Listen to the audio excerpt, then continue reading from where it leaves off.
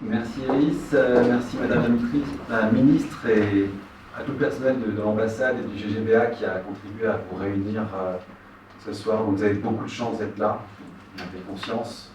Personne n'aurait aimé être là. Mais je vous remercie moi personnellement d'avoir bravé les éléments et les virus pour venir apprendre aujourd'hui sur la blockchain. Alors, très brièvement, à mon sujet, donc je suis le CEO de Token Estate. Token Estate, notre ambition est de faciliter l'investissement dans les entreprises et dans l'immobilier en tirant parti de la technologie blockchain. Et nous nous sommes lancés en 2017 à Genève. Donc nous sommes une fintech romande. Et notre motto, c'est donc de rendre l'investissement plus facile, moins cher et plus rapide en utilisant la blockchain. Excusez-moi, parce qu'il y a un petit délai. Alors, je vais rapidement vous donner déjà une perspective historique sur le développement de l'écosystème blockchain en Suisse. Et on va revenir à l'antiquité de la blockchain, donc 2014-2015, aux prémices du financement par la blockchain et de l'émergence de cet écosystème blockchain en Suisse. Donc, qu'est-ce qui est intéressant au niveau de la blockchain, comme vous le savez, c'est le fait que ce soit une tierce partie de confiance digitale qui permet un petit peu de mettre plusieurs parties d'accord sur une seule et même source de vérité, que ce soit un registre de transaction d'une crypto-monnaie ou un registre d'actionnaires ou d'obligataires d'une société.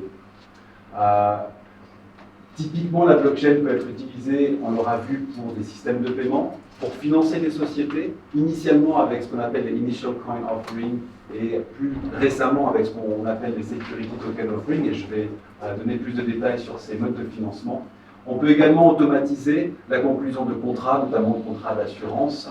On peut gérer l'identité en ligne, et enfin on peut gérer des points de loyalty et de reward.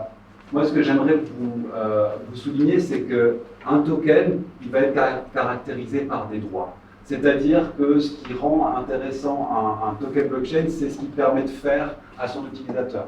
Donc, par exemple, si vous avez une crypto-monnaie, l'attente, c'est que vous puissiez l'utiliser pour effectuer des paiements sur un réseau et que des acheteurs et les vendeurs l'utilisent pour régler les opérations de paiement. Vous pouvez également avoir des crypto-monnaies ou des actifs tokenisés qui vont vous donner accès à un certain nombre de produits ou de services. On peut avoir des tokens qui, eux, vous donnent une portion des revenus générés par une société. Donc, suivant la qualification juridique de ce type de token, ça peut être, par exemple, une action ou un contrat de dérivé. On peut avoir des instruments de dette. On peut avoir la définition de rôle sur une plateforme qui va être définie également par l'utilisation de la blockchain. Donc, voici pour les généralités. Et donc, on va pouvoir réunir ces tokens sous trois grandes familles lorsqu'il s'agit de financer les sociétés. On va avoir, premièrement, les cryptocurrencies, que vous connaissez bien, ça va être Bitcoin, Ethereum. Donc, une cryptocurrency, aujourd'hui, finalement, elle n'a aucune contrepartie. Sa valeur réside dans le fait que vous puissiez l'échanger à une date ultérieure contre un produit ou un service.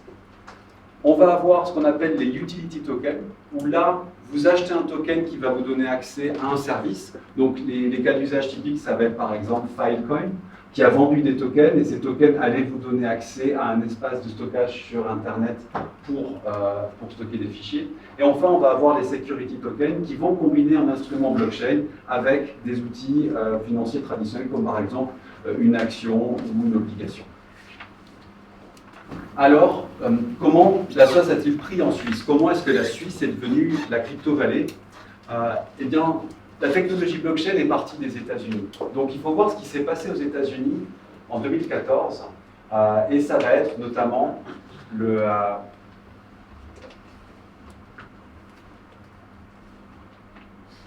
voilà, Charlie Shrem, le co-fondeur de BitInstant. Donc n'oublions pas que la technologie blockchain est quand même née aux États-Unis. C'est là qu'il y avait les groupes de développeurs qui ont été actifs, notamment pour Bitcoin. Et en 2014, un jeune entrepreneur qui sortait de l'université a créé BitInstant, qui était en fait un exchange qui permettait d'échanger des bitcoins contre des dollars. À cette époque, c'était quelque chose qui était essentiellement peu régulé. Charlie Shrem a donc connu des affaires florissantes et sourcé des bitcoins pour les échanger contre des dollars. Là, il y a eu un problème, c'est que en fait, Charlie Shrem s'est entendu avec des acteurs qui n'étaient pas forcément de très bonne réputation et qui étaient notamment actifs sur Silk Road. Et en 2014, Charlie Shrem a été condamné par la Security and Exchange Commission pour blanchiment d'argent. Et cette affaire a, quelque part, fait un petit peu peur à la communauté blockchain américaine parce qu'elle a souligné finalement leur exposition à la régulation américaine et on le sait, les autorités américaines ne voient pas forcément d'un très bon œil l'émergence de ce type de technologie, de ce type d'acteurs.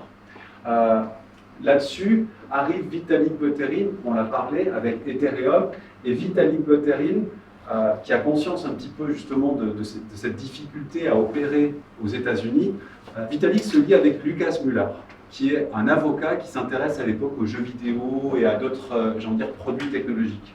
Et Lucas Muller du cabinet MME à Zurich fait venir Vitalik Buterin et permet à Ethereum de créer une fondation à Zug.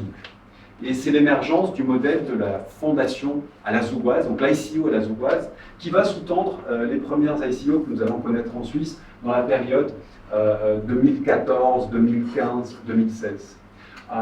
Donc c'est une structure finalement qui a été, le pionnier c'est Vitalik Buterin et MME. Ça consiste à mettre en place une fondation à Zug. Il y a possibilité de faire des fondations en Suisse. Et cette fondation va émettre son token et accepter en échange d'autres crypto-monnaies. C'est intéressant pour des acteurs, en particulier les acteurs américains, parce qu'une fondation n'a pas d'actionnaire, elle n'est possédée par personne. Donc il n'y a finalement pas d'actionnaires qui vont être, on va dire, jugeables ou justiciables aux États-Unis. Donc cette structure est plutôt attractive pour les projets de type blockchain et elle connaît un succès florissant. Rapidement, cependant, il apparaît nécessaire de rajouter les banques dans la boucle. Pourquoi? Parce que finalement, un bitcoin, c'est un petit peu compliqué à utiliser pour payer un salaire, pour payer un loyer. Donc on va devoir convertir ces bitcoins en monnaie sonnante et trébuchante. Et pour cela, on va devoir identifier les contributeurs, on va devoir se raccorder au circuit bancaire et on va créer toute une classe d'activités et faire appel à des avocats, à des auditeurs, à des banquiers. Et la Suisse a été en mesure de fournir cet écosystème de services qui a permis la continuation de ces opérations d'ICO. Cependant, rapidement, on a connu d'autres problèmes, notamment le fait que les fondations en Suisse ont perdu un petit peu de leur lustre. Elles ont été décriées par les autorités parce que les utiliser pour faire ce type d'opération, c'est un peu les détourner de leur but premier. Et ce modèle de la fondation a rapidement devenu instable et devenu quelque chose sur lequel on ne pouvait plus vraiment s'appuyer. Et il y a eu un autre problème finalement, c'est que tous ces coins qui étaient émis ont rapidement perdu de la valeur. Là, vous voyez le graphe de la valeur de la market capitalization de toutes les cryptos sans le Bitcoin. Et vous voyez qu'à compter de mars-avril 2018, on a connu quand même une grande descente et une remise en question du modèle sur lequel s'étaient bâtis tous ces ICO, qui a d'autant plus mis un frein à ces levées de fonds par le biais des structurations que je viens de décrire. Donc c'est ce qu'on appelle le crypto winter. Les gens sont un petit peu en questionnement. Qu'est-ce que vont devenir les cryptos? Est-ce que ces modèles sont viables ou pas? Et c'est un questionnement qui continue quand même aujourd'hui. Cependant, on a un autre modèle qui apparaît en parallèle et à la suite de ce modèle des ICO, c'est celui des security tokens. Donc déjà, on va se mettre d'accord sur une définition de qu'est-ce qu'un security token. Et pour vraiment aller le faire de manière très très simple, un security token, ce n'est rien de moins qu'un instrument financier traditionnel, donc entendez une action, une obligation, un dérivé, une option, enfin, un instrument financier tel que vous avez l'habitude de le voir, et cet instrument va être associé à un token qui va être basé sur une blockchain. Donc la matérialité de l'instrument ou sa propriété n'est pas représentée par un bout de papier ou par un registre qui va être géré par une banque dépositaire par exemple, mais bel et bien par un token qui va être géré par une blockchain. C'est finalement la seule différence entre un security token et une action. Donc, quels sont les bénéfices de ce type d'instrument? Premièrement, on peut faire appel à un registre qui est totalement digitalisé. Donc on a une plus grande facilité à onboarder les investisseurs et à contrôler la manière dont ces tokens vont être émis et échangeables. Donc on apporte une plus grande transparence et on permet à des acteurs de plus facilement les émettre en s'appuyant sur des outils qui sont développés sur la blockchain. Parce qu'on peut plus facilement gérer une grande communauté d'investisseurs, on est en mesure d'accepter des plus petits tickets, ce qui permet également d'avoir accès à un plus grand pool de capital et de le faire sur une zone géographique plus étendue. On peut distribuer ce type d'actifs digitaux à travers des tierces parties. La différence entre un token blockchain et une feuille Excel, c'est que le token blockchain ne peut pas être falsifié. Le registre des actionnaires ou des obligataires qui détiennent donc une action ou une obligation ne peut pas être falsifié. Donc c'est plus facile d'y brancher des tierces parties, que ce soit des plateformes de crowdfunding ou des réseaux de distribution de banques retail. Je me demande toujours qui sont les acteurs qui distribuent ce type de token. Ouais, ça existe. Alors, c'est en train de se mettre en place et je pourrais citer un certain nombre de sociétés qui ont aujourd'hui proposé des tokens à leurs membres. Le plus connu sera probablement un acteur de type Swissquote, qui est une banque digitale suisse, vaudoise plus exactement, et qui en décembre 2018 a distribué une cryptocurrency et donc l'a rendue disponible auprès de ses 300 000 clients online. C'est pour quel instrument financier derrière?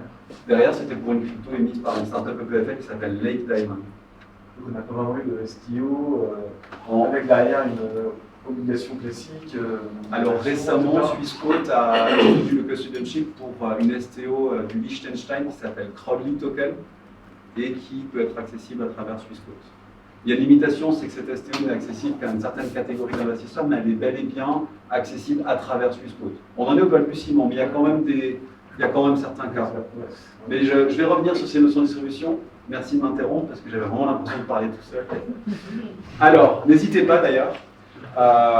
Donc, cette distribution à travers notamment des canaux bancaires et évidemment le marché secondaire et la liquidité qu'on peut amener à des security tokens, c'est-à-dire que en digitalisant la possession d'actions, on facilite son échange entre des investisseurs suite à l'émission primaire de l'action, ce qu'on appelle le négoce secondaire. Et là encore, je reviendrai sur où est-ce qu'on en est aujourd'hui par rapport à l'émergence d'exchange. Comme Vincent Pignon l'a souligné, le principal facteur de compétitivité de la Suisse dans le domaine des security tokens est que nous disposons d'une régulation qui est particulièrement propice à l'émission de ce type d'instrument. Je ne vais pas décrire exactement ce qu'il y a dans cette slide, mais il suffira de constater qu'il y a un certain nombre d'actions concrètes qui ont été entreprises, notamment par le régulateur, la FINMA, afin de clarifier les règles du jeu, afin de permettre à des acteurs fintech d'opérer de manière digitale. Il faut comprendre que, et vous en avez certainement conscience pour ceux qui sont là, il n'y a pas de ressources naturelles en Suisse, mis à part peut-être le hydropower, la génération d'électricité avec de l'eau. La Suisse s'est essentiellement construite sur la base d'innovation, qu'elle soit dans le domaine financier ou autre. Et c'est vraiment ça qui fait que la Suisse aujourd'hui est un des pays qui va avoir le PIB par capita le plus élevé du monde. Mais ce n'est pas parce que la Suisse a du pétrole. Et on a constaté, nous, FinTech, que c'était probablement ce besoin qu'a la Suisse d'être constamment à la source de l'innovation qui a fait que le régulateur a supporté justement l'émergence de cette scène FinTech suisse et qui lui permet aujourd'hui d'être compétitive. Il y a d'autres points qui sont importants et qui distinguent la Suisse d'autres juridictions. C'est qu'en Suisse, il n'y a pas l'obligation de détenir un registre centralisé des actionnaires auprès d'une tierce partie. Je m'explique. Par exemple, à Hong Kong ou en Angleterre ou dans les pays qui vont être de juridiction d'inspiration britannique, on va avoir ce qu'on appelle un share registrar. Ce share registrar, il va être maintenu par une tierce partie qui est en général étatique et qui va utiliser ses propres bases de données, Oracle, ce que vous voulez, enfin des systèmes centralisés. En Suisse, qui est une confédération, comme vous le savez, il y a cette notion de décentralisation qui fait partie de l'identité nationale. Et en Suisse, il n'est pas requis de maintenir son registre d'actionnaires auprès d'une tierce partie. chaque société détient son propre registre d'actionnaires et est libre de le faire suivant la technologie qui lui semble appropriée pour ce faire.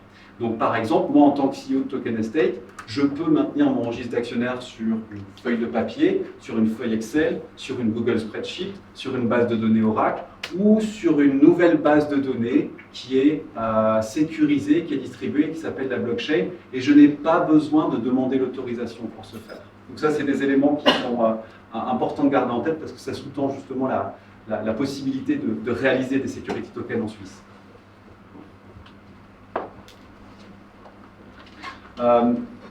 C'est important de souligner, et aujourd'hui on intervient dans le cadre du Greater Geneva Bern Area qui représente donc les cantons de Suisse romande, c'est que la loi qui permet de réaliser des opérations de type security token en Suisse et donc de se financer par l'émission de security token s'applique à toute la Suisse. Vous n'avez pas besoin d'aller à Zug ou à Lugano pour pouvoir émettre un security token offering, il suffit que vous soyez incorporé en Suisse et c'est la même loi qui va s'appliquer.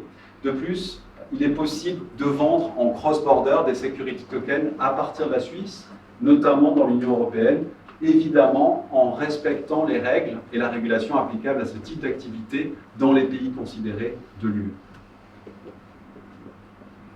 Aujourd'hui, le marché des securities, de manière générale, est un marché extrêmement vaste et il n'est que peu listé sur des exchanges.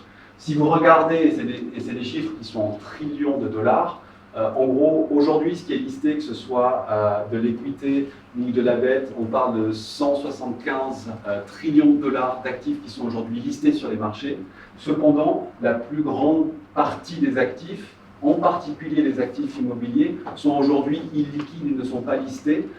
Et c'est la promesse des security tokens que de faciliter l'accès à l'échange, même si on le sait, ça va prendre plusieurs années avant d'en arriver là, mais c'est un petit peu, on va dire, le marché qui paraît aujourd'hui celui sur lequel va arriver le security token. Alors, vous avez tous vu un petit peu ce qui s'est passé au niveau des ICO, au niveau des STO, au cours des années précédentes. Ce que nous, on voit au niveau de la Suisse, c'est qu'il y a de moins en moins de cryptocurrencies. Aujourd'hui, il y a de moins en moins d'ICO. C'est un modèle, finalement, qui marche de moins en moins. Les investisseurs n'ont plus confiance dans les coins au vu de la performance des coins au cours des années passées. Par contre, les sources de croissance vont venir précisément d'outils basés sur la blockchain qui facilitent l'investissement tout en tirant parti du cadre juridique existant, et c'est les security tokens dont nous parlons aujourd'hui. À l'avenir en Suisse, nous on voit finalement des projets qui vont notamment se baser sur les fiat currencies, donc des cryptos qui vont être associés à des monnaies nationales. Libra est certainement un projet qui se rapproche de ça, il va être associé à un panier de devises nationales. Et également, évidemment, tous les security tokens qui peuvent être émis par les SME suisses ou par les grands groupes suisses pour se financer. Alors, où en sommes-nous? Pour revenir à votre question sur justement les réseaux de distribution, quels sont les enablers? Aujourd'hui, il paraît important de souligner que tout n'est pas en place pour justement faciliter l'émergence d'un grand volume de security tokens en Suisse. On a cependant un certain nombre d'éléments qui sont déjà là. Aujourd'hui en Suisse, on peut faire des security token offering. Il y en a déjà un certain nombre qui ont été faits. Nous disposons de sociétés et de cabinets d'avocats, de cabinets d'audit, de banques qui vont être en mesure de faciliter la gestion avec les investisseurs. Parce qu'il ne s'agit pas d'émettre seulement un token, il s'agit aussi de gérer la relation avec les investisseurs sur le long terme, d'être en mesure de clearer les paiements qu'ils vont faire pour participer à une opération. On peut également échanger en peer-to-peer des security tokens, donc faire des échanges de gré à gré. Aujourd'hui, ce que finalement nous n'avons pas encore en Suisse, et nous espérons l'avoir au cours des prochaines années, ça va être notamment des plateformes d'échange. Donc ce qu'on entend en fait par un échange tel que vous pouvez l'avoir sur le SIX, tel que vous pouvez l'avoir sur le New York Stock Exchange. Donc un dispositif qui permet un échange automatique des actions et des fonds correspondants. C'est attendu avec impatience par toute la communauté crypto suisse et on pense que ça va encore prendre à minima 1 an avant que les premières licences d'exchange soient données. Et c'est probablement un des facteurs limitants que nous voyons aujourd'hui en Suisse. L'autre élément, c'est que les security tokens puissent être plus facilement distribués, par exemple auprès de banques de détail. Il y a certaines banques qui sont certainement les plus innovantes, les plus digitales, qui se sont déjà lancées. Maintenant, ce que nous espérons, c'est que des réseaux bancaires plus conséquents, je ne sais pas, La Poste ou UBS ou Crédit Suisse, commencent eux aussi à faciliter la distribution de ces security tokens auprès de leurs investisseurs dans la Confédération. Voici un petit peu une vue de quelques security tokens qui ont attiré notre attention. Donc, il y a aujourd'hui un volume qui va se chiffrer en quelques millions, quelques dizaines de millions. Donc, il commence à y avoir un track record.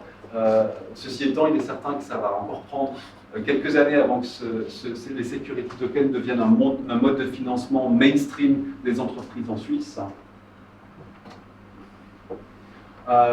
Il s'agit de considérer que pour pouvoir émettre un security token en Suisse, il vous faut être en mesure d'observer la régulation en Suisse afférente à ce genre d'opération, donc notamment l'appel public à l'épargne, la réalisation d'opérations de KYC et d'AML, et respecter les droits des investisseurs, notamment les droits à l'information des investisseurs. Il faut avoir un partenaire bancaire pour pouvoir réaliser une opération. En général, s'associer avec une entreprise qui va être en mesure d'en assurer la distribution et le marketing et proposer une expérience utilisateur qui soit de qualité. Ça, c'est la solution que nous, Token Estate, nous avons déployée. Donc, pour vous donner une idée à quoi ça ressemble, c'est une opération, c'est une plateforme qui va fonctionner sur mobile ou sur laptop. Chaque investisseur va créer son compte avant d'avoir accès à une opportunité d'investissement, et c'est ce compte qui va être utilisé par les investisseurs pour interagir avec les sociétés émettrices. La solution que nous avons développée permet à tout type de société commerciale et industrielle en Suisse de lever des fonds auprès du public suisse, et ce pour une somme absolument très intéressante comparée au coût, par exemple, d'une IPO sur SIX. Ça, c'est les fonctionnalités que nous permettons de faire, nous, Token Estate. Pour ceux qui sont intéressés, je vous exposerai volontiers après la conférence le détail de ce que nous proposons à nos clients. Nous avons réalisé les premières transactions d'equity sur notre plateforme en 2018 et nous avons structuré la première émission, la première Security Token Offering d'une start-up de l'EPFL à Lausanne l'été dernier. Voilà pour ma présentation, j'espère que vous avez appris des choses sur la conduction d'opérations de Security Token en Suisse. Je serai très heureux de répondre à vos questions tout à l'heure autour d'un verre. Merci encore pour votre attention.